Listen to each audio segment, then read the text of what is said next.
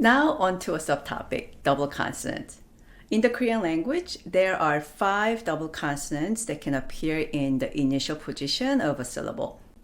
These double consonants are formed by doubling a single consonant, resulting in a tenser and more emphasized sound. Here's a description of the sound of each double consonant. The name of this consonant is HanGeul, which literally means double ki역. This double consonant is similar to the single consonant ki역, but pronounced with more tension. It resembles a strong K or G sound.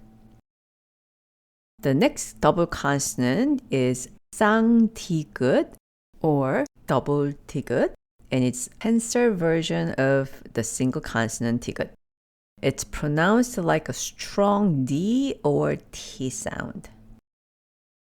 The name of the next double consonant is 쌍비읍 or double 비읍, which is pronounced like strong B or P sound.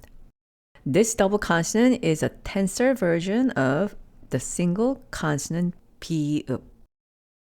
The next double consonant is called 쌍시옷 or the double 시옷, a tensor version of the single consonant 시옷. It's pronounced like strong S. Now, the next double consonant we have is 쌍치읓, which is a tensor version of the single consonant 치읓. It's pronounced like a strong J sound.